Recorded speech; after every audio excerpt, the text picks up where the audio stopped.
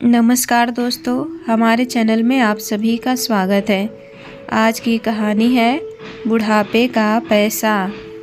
रेशमा अपनी सास शांति देवी जी से कहती है कि अम्मा जी जल्दी से सामान पैक कर लीजिए, अब आप हमारे साथ शहर चल रही हैं और अच्छा भी है, इस टूटी फूटी घर से तुम्हें छुटकारा मिल जाएगा।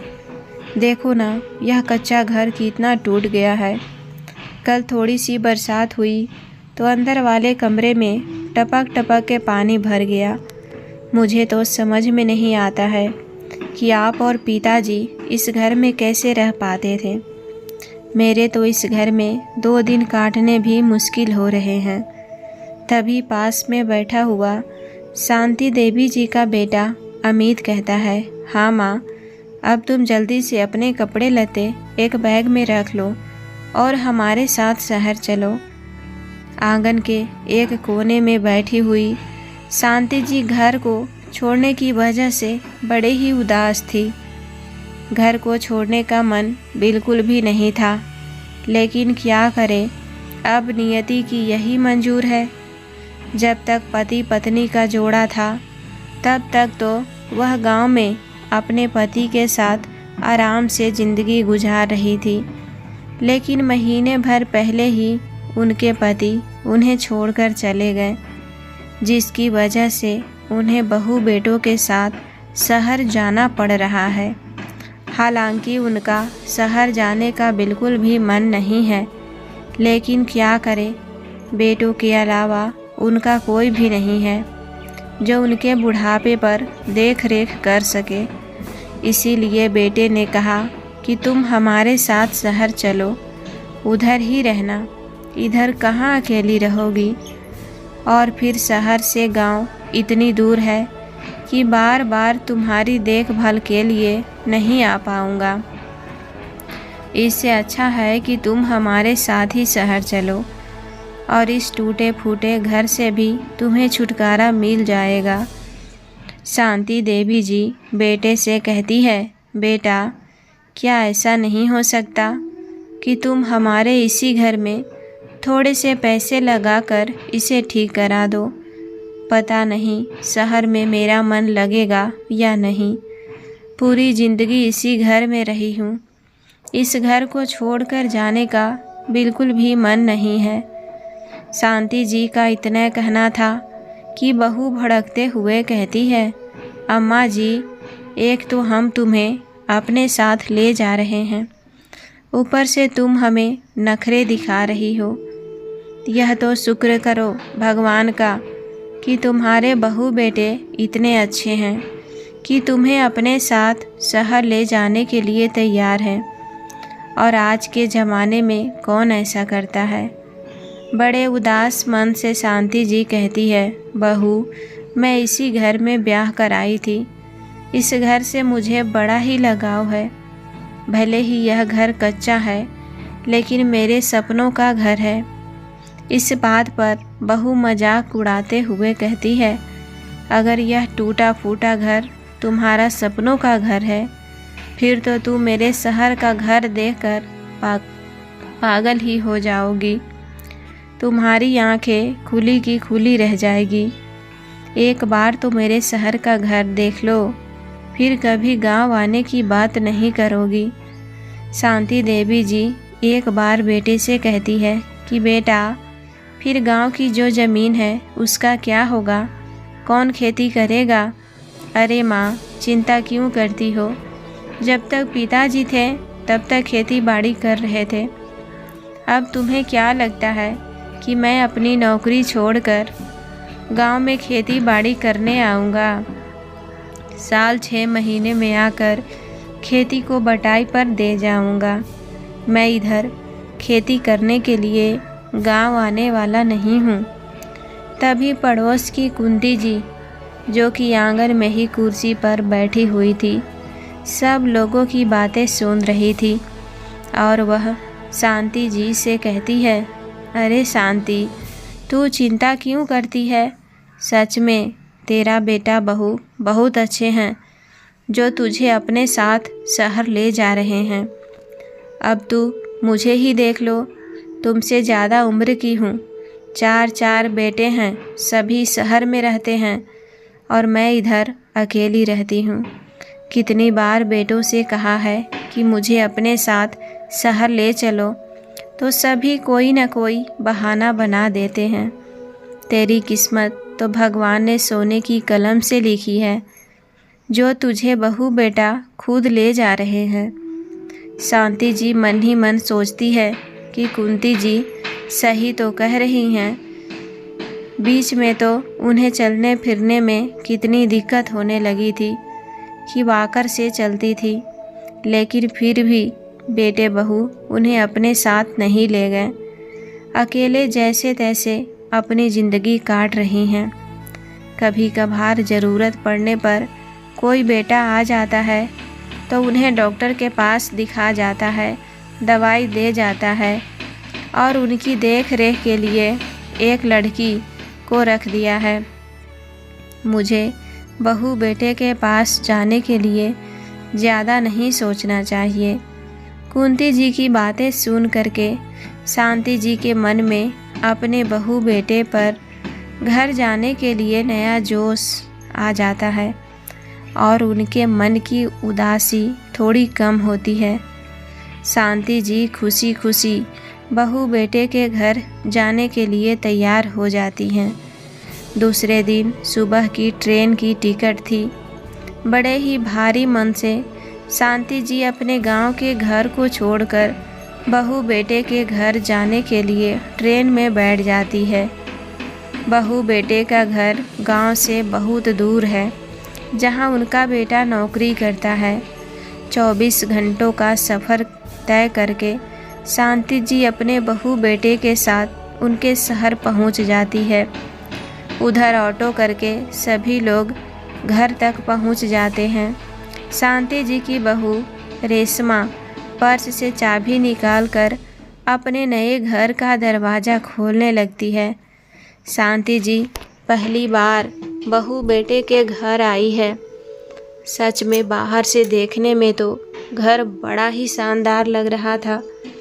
वह बड़ी बड़ी आंखें करके बहू बेटे के घर को निहार रही हैं। बेटे से कहती हैं कि बेटा, सच में तूने शहर में बहुत अच्छा घर बनवा लिया है। मैं तो पहली बार आई हूँ। बाहर से देखने में इतना सुंदर लग रहा है, तो अंदर से कितना सुंदर होगा। हाँ माँ, बहुत मेहनत से मैंने अपना घर बनवाया है। अब आप घर के अंदर चलो। शांति जी जैसे ही घर के अंदर जाने के लिए कदम बढ़ाती है तो रेशमा उन्हें टोकते हुए कहती है, माँ जी, अपनी चप्पल बाहर ही निकाल दीजिए। देख नहीं रही हैं चप्पलों में कितना कीचड़ लगा हुआ है।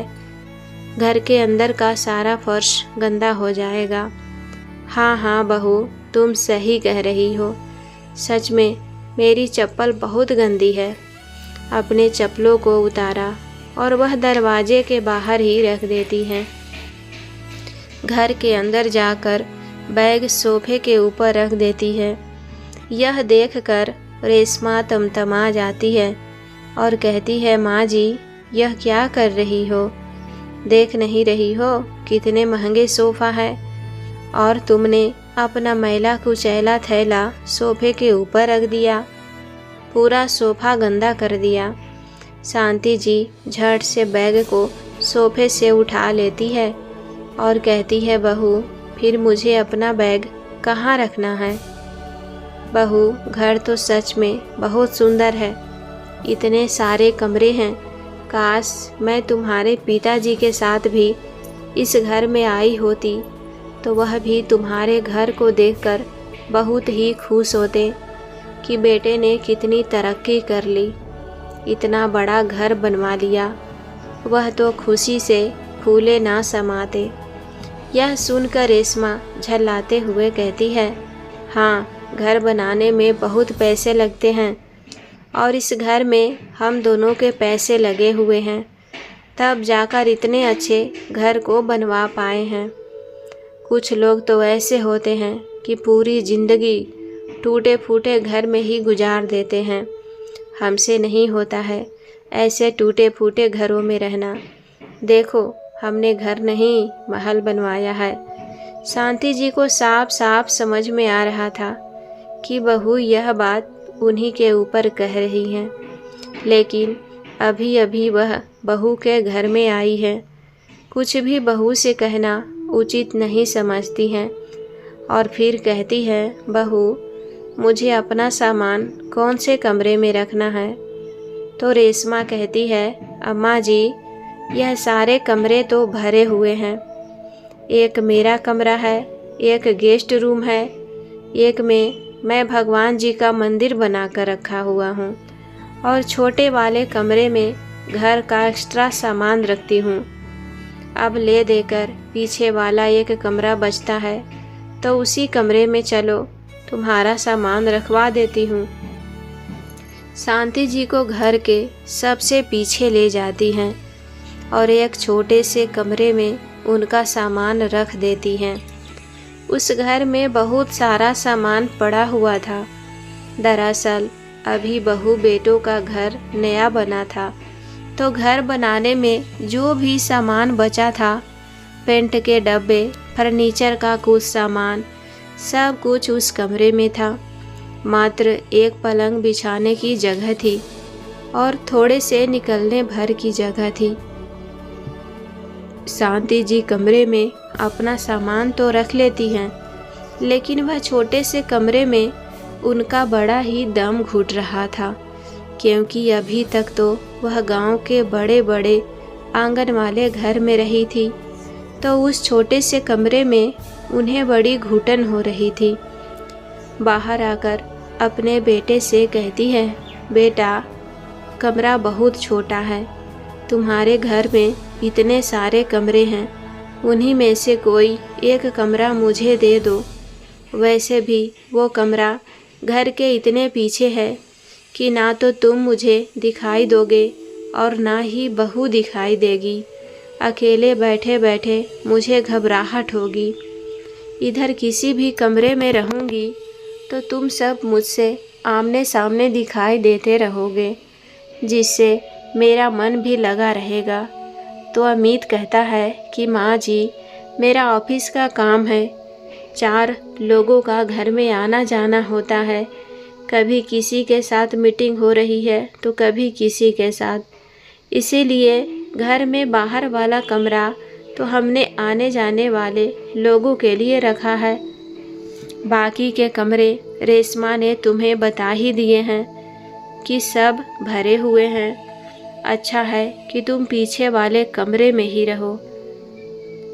बेटे ने जब शांति जी से ऐसा कहा तो उन्हें ऐसा लगा कि जैसे काटो तो खून नहीं। कितनी उम्मीद के साथ बहू बेटे के साथ वह शहर आई थी, क्या इसीलिए कि उन्हें परायों की तरह पीछे डाल दिया जाए? कहाँ शहर इस आस में आई थी कि गांव में अकेले उनका मन नहीं लगता था, और गांव से बहू बेटा भी उन्हें यही कहकर लाए थे कि शहर में अपने साथ रखेंगे। अपने साथ बहू बेटे ने रख तो लिया, लेकिन साथ रह कर भी उन्हें पराया कर दिया। इधर भी वह अकेली ही रहेगी। शांति जी बड़ी ही असमंजस में पड़ गई कि अब वह क्या करे। ना तो गांव में रह सकती है और ना ही शहर में। अब जाए तो कहाँ जाए। खैर अपने मन को समझाती है कि बहू बेटे का ही घर है, बाद में सब कुछ ठीक हो जाएगा, या बाद में मैं समझा बुझाकर सब कुछ ठीक कर दूंगी। अभी तो हम यहाँ आए ही हैं, धीरे धीरे सब कुछ ठीक हो जाएगा। इतनी जल्दी मुझे कोई निर्णय नहीं लेना चाहिए। इसी उम्मीद के साथ वह छोटे कमरे में चली जाती हैं। शाम को बहू खाना बनाती है, सबको खाने पर बुलाती है। शांति जी भी डाइनिंग टेबल पर आकर बैठी हैं। बहू ने खाने में बहुत ही चटपटा खाना बनाया था, छोले की सब्जी के साथ में पूरियाँ और चावल। गांव में शांति जी रात के समय हल्का ही खाना खाती थी, चावल तो बिल्कुल भी नहीं खाती थी। अब बहू ने खाना बनाया है और पूरे दिन इतनी सारी बातें हुई हैं जिसकी वजह से वह खाने को लेकर कोई बात नहीं करना चाहती थी। इसीलिए चुपचाप से सब्जी और चावल खा लेती हैं, लेकिन पूरी रात उनके पेट में गैस बनती रहती है जिससे वह ठीक से सो भी नहीं पाती। दूसरे दिन वह बहू से कहती है, बहू, रात में भारी खाना खाने की वजह से मेरे पेट में बहुत दर्द हुआ है। अब तुम शाम को हल्का फुल्का खाना ही खाया करो और बनाया करो। रेशमा कहती है, नहीं माँ जी, तुम्हारे चक्कर में हम शाम को मूंग की दाल और लौकी तो नहीं खाने लगेंगे। तुम्हारा पेट खराब होता है तो अपने लिए शाम को खुद ही हल्का फुल्का बना लिया करो। हम लोगों को कोई समस्या नहीं है, ना ही अभी हम बूढ़े हैं। हम तो शाम को ही हैवी खाना खाते हैं। शांति जी आज फिर बहू के बात सुनकर चुप रह गई। उन्हें ऐसा लग रहा था कि वह अपने बहू बेटे के घर में नहीं, किसी दूसरे के घर में आई हो, जहां उन्हें बंधन में रहना पड़ रहा है। वह बहू बेटे के साथ हर तरह से एडजस्ट करने की कोशिश कर रही थी, लेकिन कोई न कोई ऐसी बात बहू बेटे की तरफ से हो जाती थी जिसकी वजह से वह दुखी हो जाती थी। धीरे धीरे समय निकलता गया। शांति जी को बहू के घर में आए 2 महीना बीत गए। वह भी बहू बेटे के घर में उसी के हिसाब से रहने लगी। शाम का खाना खुद ही बनाती और अपने छोटे से कमरे में रहती। बहू बेटा जैसा कहता वैसा ही करती, लेकिन कहीं न कहीं उनके मन में एक टीस थी कि वह बहू बेटे के साथ आकर खुश नहीं है। एक बार बहू बेटे से गांव जाने के लिए कहा तो बहू ने यह कहकर मना कर दिया कि गांव जाकर क्या करोगी। अब तो गांव का घर जो टूटा फूटा मकान था वह भी धराशायी हो गया होगा। रहने के लिए एक कमरा भी नहीं है, तो उधर जाकर क्या करोगी। हमारे साथ ही रहो, और हाँ, कल हमें किसी काम से बाहर जाना है। हम दोनों ही जाएंगे और रात तक आएंगे। दरवाजे वगैरह अच्छे से बंद रखना। जब तक आएंगे आने से पहले तुम्हें फ़ोन कर देंगे। दूसरे दिन बेटा बहू अपने काम से निकल जाते हैं। रात को 10 बजे तक घर वापस आते हैं। शांति जी जब अपना खाना बना रही थी तो अपने साथ साथ बहू बेटे का खाना भी बना लेती है कि रात तक बहू थकी हारी आएगी, उनके लिए भी सादा खाना बना देती हूँ। क्यों रात में आकर बहू खाना बनाने के लिए परेशान होगी। यही सोचकर बहू बेटे के लिए भी तोरी की सब्जी और रोटी बना लेती हैं।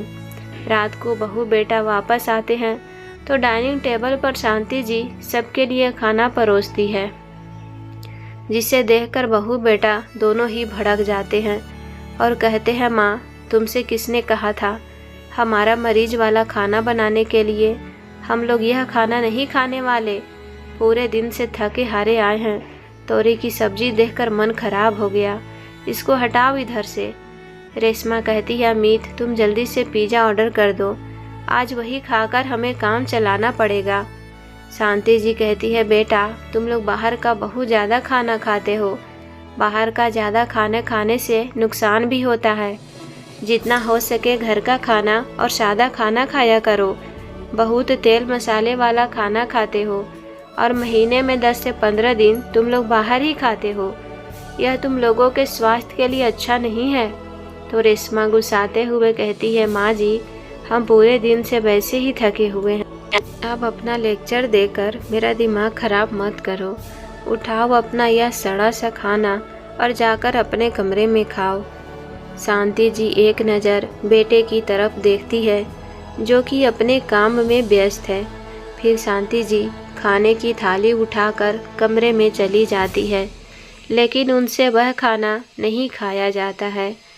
आज शांति जी की आंखों से आंसू निकल पड़ते हैं कि मैं तो बहू बेटे के लिए अच्छा करने जाती हूँ और वह दोनों मुझे हमेशा भला बुरा सुना देते हैं।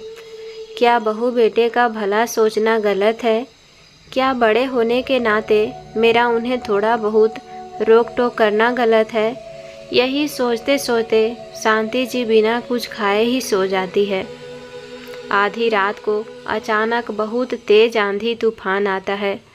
रात में शांति जी ने रसोई में खाना बनाया था और उसकी खिड़की बंद करना भूल गई थी। तूफान की वजह से खिड़की बहुत तेज दीवार से जा टकराया और उसका कांच टूट गया। कांच के टूटने की आवाज़ सुनकर बहू बेटा दोनों ही रसोई में गए। शांति जी घबरा गई कि इतनी तेज आवाज़ कहाँ से आई और वह भी रसोई में आ गई।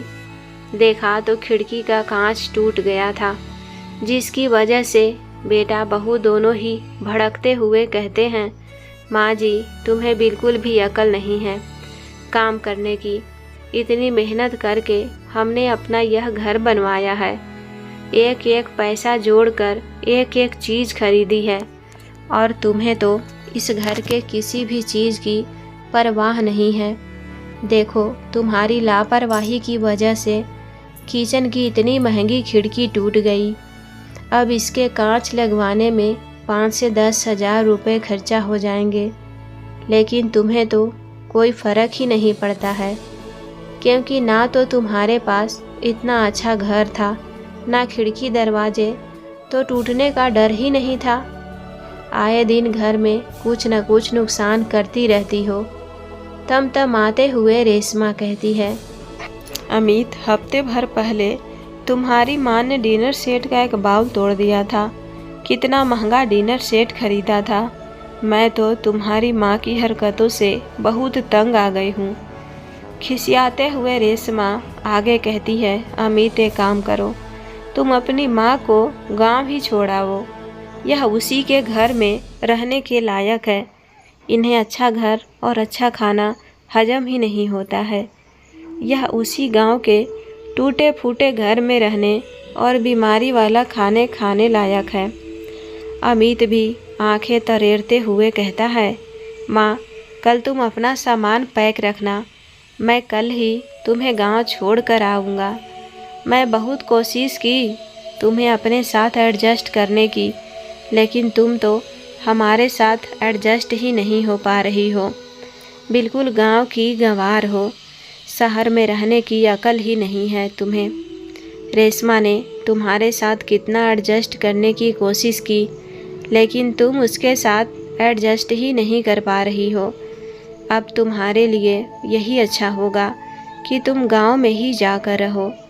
शांति जी कहती है, बेटा अब मैं गांव में जाकर कैसे रहूँगी।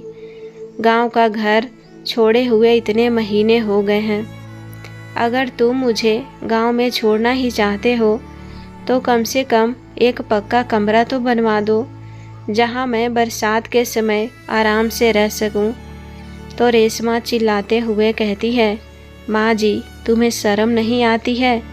यह कहते हुए अभी हमने अपना इतना महंगा घर बनवाया है, इतने सारे पैसे खर्चा किए हैं, पूरी तरह से EMI भी नहीं चुका पाई हूँ और तुम्हें गांव में कमरा बनवाने की पड़ी है। हमारे पास गांव में कमरा बनवाने के लिए एक पैसा भी नहीं है। पैसों का पेड़ नहीं लगा है जो तुम्हारे ऊपर इतने सारे पैसे खर्चा कर दें। जैसा है वैसे में जाकर रहो। हाँ माँ, रेशमा सही कह रही है। बेटा भी अपनी पत्नी की हाँ में हाँ मिलाकर कमरे में सोने के लिए चला जाता है। रसोई में खड़ी हुई शांति जी को ऐसा लग रहा था जैसे आंधी तूफान बाहर नहीं उनके मन के अंदर आया हो। अब शांति जी के अंदर बेटे बहू का अपमान सहने की हिम्मत नहीं बची थी। इतने दिनों से वह हर बार यह सोचकर चुप रह जाती थी कि बेटा बहू धीरे धीरे सब कुछ समझ जाएगा, लेकिन वह तो कुछ समझने की बजाय हमें उल्टा सीधा सुना देता है और अपमान भी कर देता है। अब बस मैं भी इस घर में नहीं रहूँगी। मेरे गांव का घर जैसा है मैं उधर ही चली जाऊँगी। दूसरे दिन अमित उन्हें गांव छोड़ आता है और तुरंत ही वापसी की टिकट कराकर वापस भी आ जाता है। आंगन में खड़ी शांति जी बेटे को जाते हुए एक टक देखती रहती हैं कि बेटे ने जाते समय यह भी नहीं कहा कि माँ कुछ पैसे रख लो, घर के आंगन में इतनी बड़ी बड़ी घास खड़ी हो गई है, इसकी सफाई के लिए किसी को बुला लेना, घर के राशन पानी के लिए कुछ खरीद लेना। चुपचाप शहर के लिए निकल गया। खैर, किस्मत का लिखा समझकर शांति जी इसे भी स्वीकार कर लेती है कि देखते हैं आगे आगे बुढ़ापे में भगवान ने मेरी किस्मत में क्या क्या लिखा है। शायद भगवान मेरी परीक्षा ले रहा है और मैं भी इस परीक्षा में पास होती रहूँगी। भगवान ने जितनी ज़िंदगी दी है उतना तो आराम से जीऊँगी। आज कहीं ना कहीं गांव में जाकर शांति जी एक सुकून की सांस ले रही हैं। भले ही उनके घर पर छत ना हो, लेकिन एक आज़ादी थी जो वह महसूस कर रही थी और खुश भी थी। पीछे मुड़कर घर को देखती है जिसमें बहुत बड़े बड़े घास खड़ी हो गई है। वह अपने टूटे फूटे घर की साफ सफाई में जुट जाती हैं। इधर बेटा बहू भी आराम से शहर में रहने लगते हैं। धीरे धीरे समय बीतता गया। एक दिन अचानक से अमित की तबीयत खराब होती है। रेशमा अमित को अस्पताल लेकर जाती है तो पता चलता है कि बाहर का ज़्यादा खाना खाने की वजह से उसके लीवर में प्रॉब्लम आ गई है। सारी रिपोर्ट देखने के बाद डॉक्टर अमित से कहता है, अमित, अब तुम्हें बाहर का खाना बंद करना पड़ेगा। अगर तुमने ऐसा नहीं किया तो तुम्हारे लिए बहुत ही हानिकारक होगा। तुम्हें अब घर का सादा खाना ही खाना चाहिए। बाहर का ज़्यादा खाने की वजह से तुम्हारे लीवर में प्रॉब्लम हो गई है। अगर तुमने आज अपने स्वास्थ्य को नहीं संभाला तो आगे तुम्हें और भी समस्याओं का सामना करना पड़ सकता है। यह सुनकर रेशमा घबरा जाती है।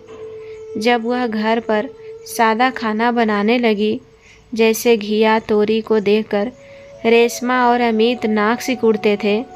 आज डॉक्टर के कहने पर उसी को खाने लगे, लेकिन किस्मत को यहाँ तक ही मंजूर नहीं था। अमित जिस कंपनी में काम करता था वह कंपनी बंद हो गई, जिसकी वजह से अमित की नौकरी चली गई। अमित और रेशमा ने थोड़े बहुत पैसे बचा कर रखे थे, जिसे उन्होंने कुछ दिनों तक घर की राशन और दवाइयों का खर्चा चलाया। लेकिन एक समय के बाद उनके बैंक के पैसे भी खर्च हो गए। अब उनके पास पैसे आने का कोई जरिया नहीं बचा था और इधर बैंक से नोटिस पर नोटिस आए जा रहा था। हालांकि इस बीच में अमित दूसरी नौकरी के लिए जगह जगह अप्लाई कर रहा था, लेकिन उसे नौकरी नहीं मिल रही थी। अमित ने चारों तरफ हाथ पैर मार लिया, लेकिन उसे कहीं भी नौकरी नहीं मिली। अब तो उसके पास पैसों के लाले पड़ गए थे। हाथ में बिल्कुल भी पैसे नहीं थे। घर का खर्चा निकालना भी मुश्किल हो रहा था। तभी रेशमा उन्हें सलाह देती है कि अमित, हमारे पास पैसे नहीं हैं, लेकिन पैसे आने का एक रास्ता है, जिससे हम अपने घर की EMI के पैसे भी चुका देंगे और तुम्हें दूसरी नौकरी देखने का समय भी मिल जाएगा। अमित चकित होते हुए कहता है, कहाँ से आएंगे इतने सारे पैसे? हमारा घर 24 लाख का नहीं है, पूरे 1 करोड़ का है, जिसके लिए हमने बहुत सारा लोन लिया है।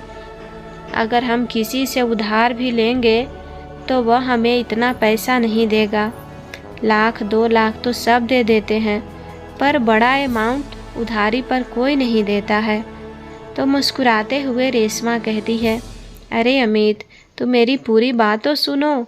गांव में जो तुम्हारे पिताजी की ज़मीन थी वह कब काम आएगी?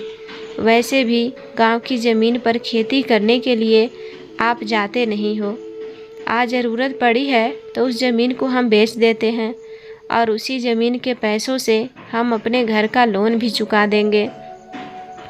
साथ ही साथ अपनी ज़िंदगी को वापस से पटरी पर ले आएंगे।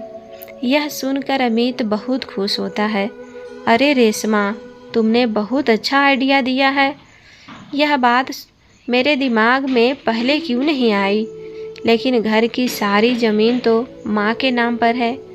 तो रेशमा कहती है, तो क्या हुआ, माँ के नाम पर है, क्या अपने बेटे के लिए माँ ज़मीन नहीं बेच सकती? तुम गांव चलो, माँ को अपनी परिस्थितियाँ बताओ, वह तुम्हारी माँ है, ज़मीन बेचकर तुम्हें झट से पैसे दे देंगे। फिर क्या था, अमित और रेशमा अगले ही दिन टिकट कराकर गांव पहुंच जाते हैं और माँ के उस टूटे फूटे घर को खोजने की कोशिश करते हैं, क्योंकि जहाँ पर उनका टूटा फूटा घर बना था वहाँ पर किसी ने पक्का मकान बना लिया था और घर और बाहर से एक बड़ा सा स्टील का गेट लगा था। उस घर को देखकर अमित थोड़ा सा परेशान होता है। फिर आसपास के लोगों से पूछता है कि काका, इधर मेरा घर था और मेरी ही ज़मीन थी, तो इस घर पर किसने घर बना लिया? मैं तो 8 से 6 महीने पहले अपनी माँ को छोड़ कर गया था। मनोहर काका कहते हैं, अरे बेटा, यह तुम्हारी माँ का ही घर है, वह देखो तुम्हारी माँ दरवाज़ा खोल रही है। यह घर तुम्हारी माँ ने कुछ दिन पहले ही बनवाया है। यह सुनकर अमित और रेशमा दोनों ही चौंक जाते हैं। उन्हें समझ में नहीं आ रहा था कि माँ ने इतना अच्छा घर कैसे बनवा लिया। उनके पास इतने सारे पैसे कहाँ से आए?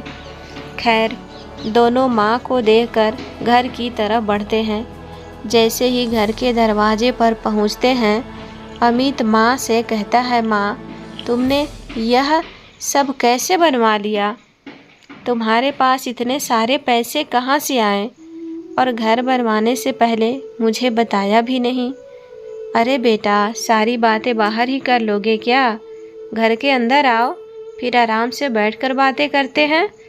शांति जी दरवाजे को पूरा खोलते हुए कहती है। जैसे ही रेशमा घर के अंदर जाने के लिए होती है तो शांति जी कहती है, बहू, जरा अपनी चप्पल बाहर ही उतार दो, अभी अभी घर के साफ सफाई की हूँ, घर गंदा हो जाएगा। रेशमा अपनी सास का मुंह ताकती रह जाती है। उसे अपनी सास पर गुस्सा तो बहुत आ रहा है, लेकिन आज उसे सास से ही काम है, क्योंकि ज़मीन सास की ही नाम है, तो वह उल्टा सीधा नहीं बोल सकती है।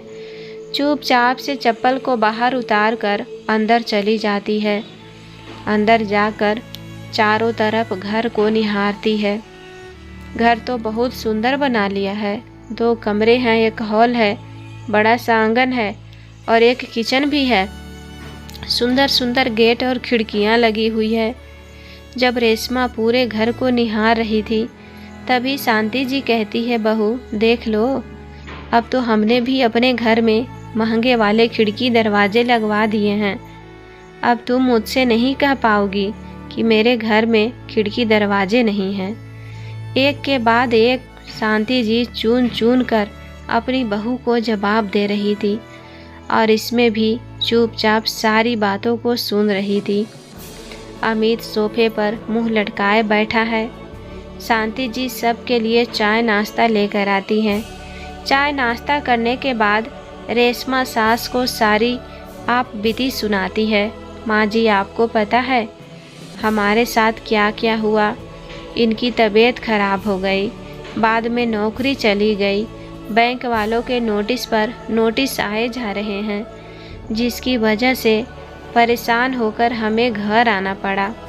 माँ जी, अब आप ही हमारी मदद कीजिए। बेटे की तबीयत के बारे में सुनकर शांति जी को बुरा लगता है और वह कहती हैं, बेटा, मैं तो तुम लोगों से पहले ही कहती थी कि बाहर का खाना कम खाया करो, सादा खाना खाया करो, अपने स्वास्थ्य पर ध्यान दिया करो, लेकिन तुम लोगों की मेरी टोका टाकी बुरी लगती थी। आज देखो, डॉक्टर ने तुम्हें बाहर का खाना खाने से मना कर दिया। काश तू पहले ही हमारी बात मान गए होते तो आज तुम्हें यह दिन नहीं देखना पड़ता। यह बात सुनकर अमित और रेशमा दोनों ही ज़मीन की तरफ नज़रें बनाए बैठे हैं। अमित कहता है, माँ, अब इन सारी चीज़ों से निकलने का एक ही तरीका है कि गांव में आपके पास जो ज़मीन है उसको बेच दिया जाए और उसी से बैंक का लोन चुका दिया जाए। जब हमारे हाथ में पैसे रहेंगे तो हमें भी दूसरे जॉब ढूंढने के लिए समय मिल जाएगा, आराम से खर्चा निकाल लेंगे। शांति जी कहती है, बेटा कौन सी ज़मीन की बात कर रहे हो?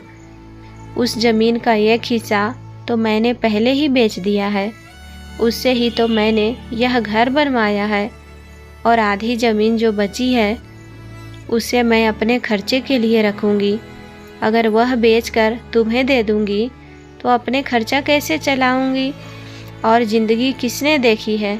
बुढ़ापा कितना लंबा हो, अब बुढ़ापा कैसा हो? तो मुझे तो बुढ़ापे पर पैसों की ज़रूरत पड़ेगी।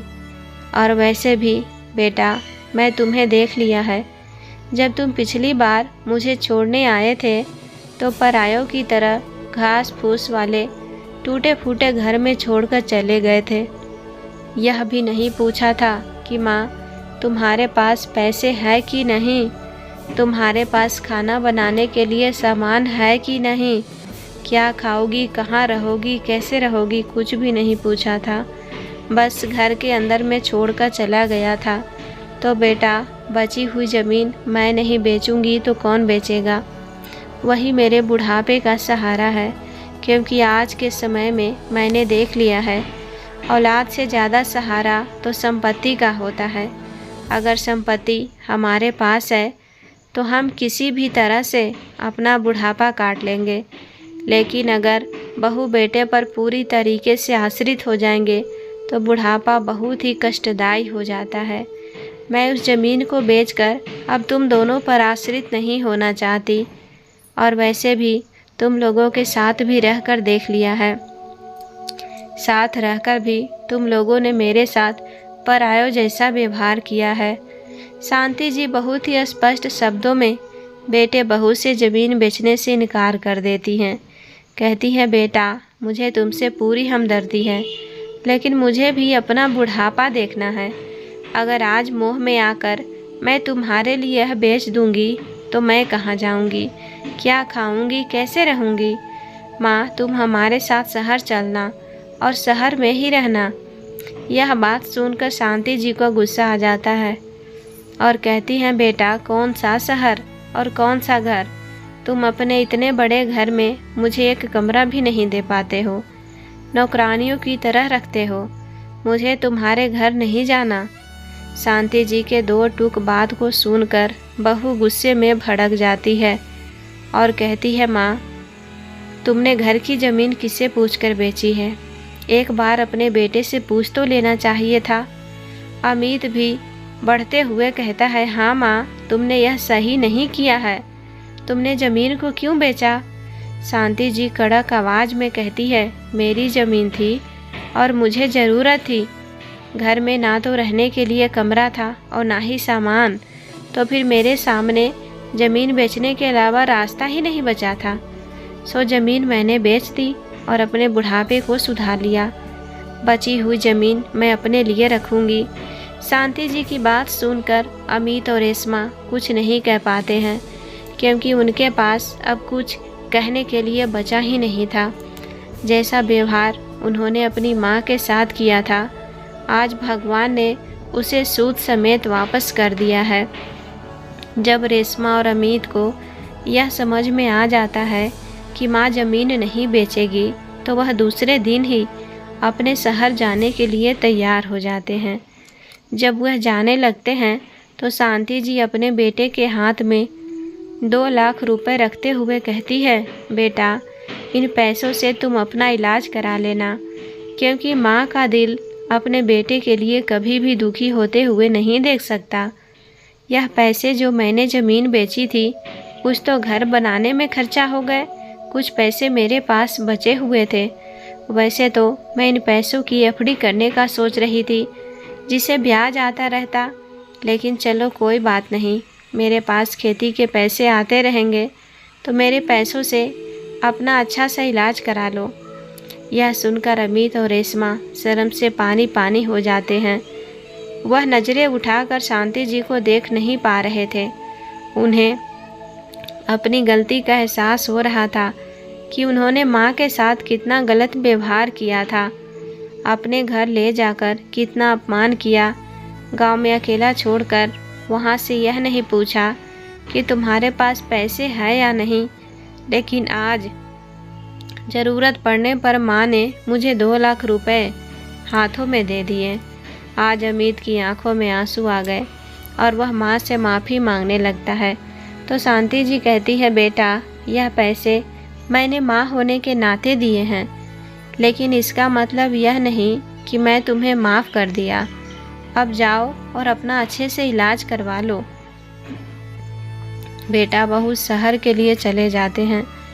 तो दोस्तों, हमें इस कहानी से ही सीख मिलती है कि बुढ़ापे पर अपने लिए कुछ पैसे ज़रूर बचा कर रखना चाहिए। पूरी तरह से बहू बेटे पर आश्रित नहीं होना चाहिए, क्योंकि बुढ़ापे पर पैसा ही है जो हमारे काम आता है। तो आपके पास थोड़ी बहुत जो संपत्ति है या पैसा है, वह अपने पास बचा कर ज़रूर रखें। सब कुछ बच्चों को ना दें, क्योंकि अगर आपके हाथ में पैसे होंगे तो आप अपने हिसाब से खर्चा कर पाओगे। बुढ़ापे पर तमाम तरह की बीमारियां होती हैं, और बुढ़ापा किसने देखा है कि कितना लंबा है और आगे जाकर क्या ज़रूरत पड़ने वाली है। तो अपनी संपत्ति बहू बेटों को देकर फिर अपने ही पैसों को उनसे हाथ फैलाकर मांगना उचित नहीं है।